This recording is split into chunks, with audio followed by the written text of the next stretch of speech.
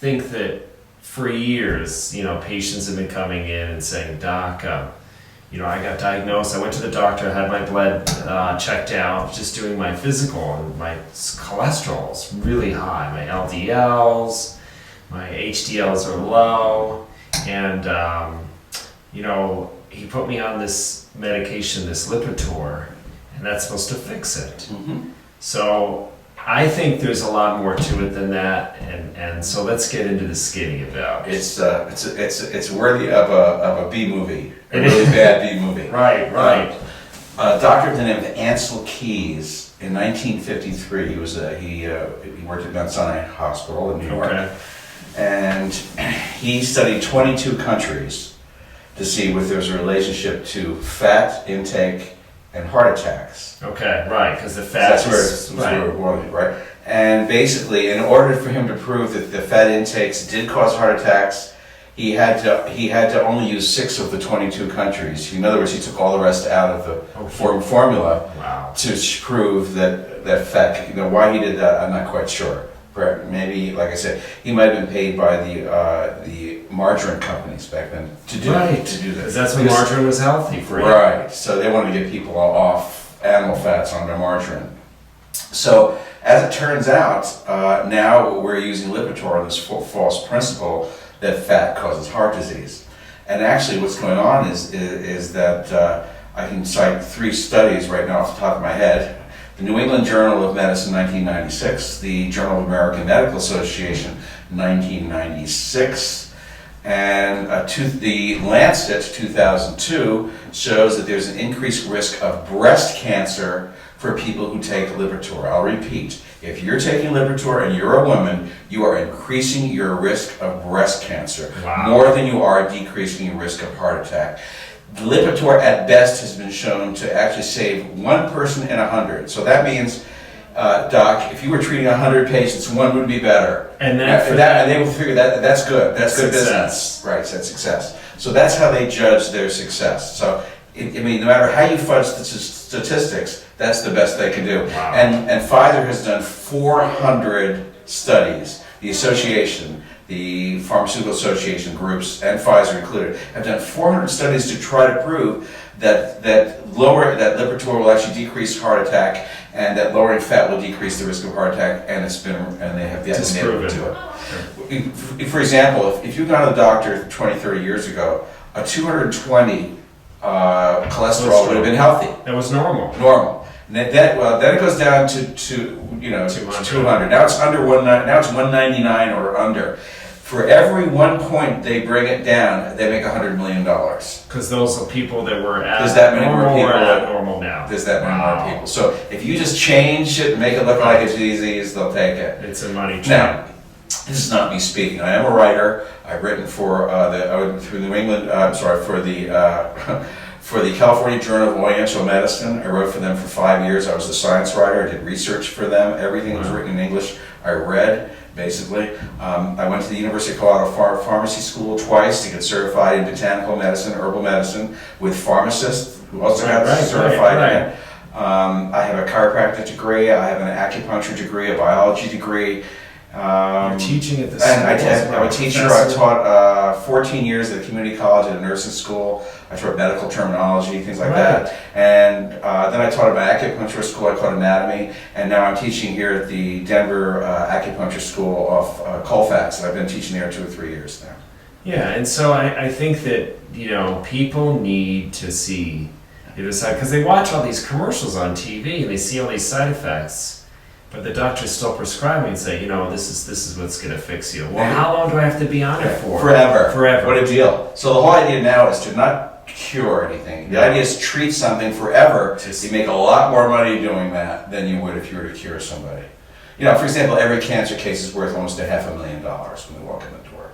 Wow. So, there's a very big conflict of interest. Well, the war on cancer has been going for, 50 years? Yeah, we still haven't gotten anywhere. And that's the war on fat and the war on heart disease. The same amount of people are still dying from heart disease as ever. So, and the whole idea of cutting down fat has made more people obese than ever. Because what happens is, now fat gives taste. So they take the fat out of the foods, They add the sugar, so when you're going to get fat-free foods, you're getting sugar-high foods to compensate for it. And what happens? This sugar gets converted to fat in your body, and it's a cycle all over again. And that's what we're going to talk about the workshop too, is that really it's not, cholesterol is good for you. I mean, it makes all your hormones. Your brain is 1/3 cholesterol by weight. And there are people who are complaining of TIAs, transient ischemic attacks right now. Mini strokes. They're not strokes. They're due to the Lipitor demyelinating the nerves of their brain. The Lipitor taking the fat off the nerves, which insulate the nerves and allow them to work. Well, and men's testosterone levels were dropping, and the fertility rates are down as well. And then they put them on antidepressants because so it's. I mean, it's exactly right. No, it's a tragedy that this thing is being prescribed to people. I mean, there are a few people who will help. Maybe 1 in 100 people who have extremely high cholesterol levels. It might help them, but even then, it's questionable. So the idea is that are you willing to risk dementia, which is also going to be proven to be related to depression. Depression has already been indicated as well. So again, increases cancer rate, increases the risk of depression. All these things. It just makes no sense to take this stupid statistically. So, and I think we'll talk about it once again. The workshop. There's foods you can do. Yeah. What you do is you balance the fats. So in other words, increase the fish oils, decrease the omega-6s, the vegetable oils. Take things like borage oil. Take things like, even olive oil is pretty good, even though it's an omega-6, it's a good omega-6. Take things like a coconut. Coconut oil is very good, or coconut milk, coconut water is very good. All these things. Avocados. They're wonderful. Our body, we need fats to survive. So to believe that you're going to survive longer with less fats is false. And that's why probably the French always live longer. They call it the Mediterranean French paradox. Right. It's not a paradox. It makes sense to them. Right. They mix it up. They have different cheeses that have different fats in it. They mix up the food. They don't eat a lot at one time. Right. And they have a little bit of wine for the resveratrol. Maybe that helps repair the DNA. So it's really not a paradox, but we call it a paradox because we want to sell Lipitor. Right, no, it is. It's Lipitor paradox. Right. That's what they should change it to. Oh my gosh. Yeah. So let's talk about blood pressure too, because that's also going to be in the workshop. It's associated with that too. And there's things you can do to lower your blood pressure so easily. For example, do you know watermelon lowers your blood pressure? Wow. It's a matter of nitrous oxide. All the foods that will dilate the arteries, it means you need what they produce nitrous oxide is helpful for that. So watermelon is helpful for that. Buckwheat is also very, very helpful for that. And people that are worried about gluten, they're okay with that. Buckwheat's not in the wheat family. It's not. Exactly. So yeah, if you have a gluten intolerance, the foods you want to avoid, which could raise your blood pressure because it causes inflammation. So anytime there's inflammation in the body, you get constriction, it raises the blood pressure. So the idea is to bring the inflammation down and get the inflammation. That's why cholesterol is produced. The body produces cholesterol to patch up, like a Band-Aid, to patch up any kind of holes in the arteries and things like that. From inflammation. So the idea is to bring down inflammation through your diet, through good foods like fish, coconut, avocados. We can talk about this. A lot of, all the very healthy, and then the things our grandparents say. Right. Wonderful. Yeah. Well, we're excited to put this workshop. It's July 31st, Wednesday night, 7 o'clock. It's right in Centennial.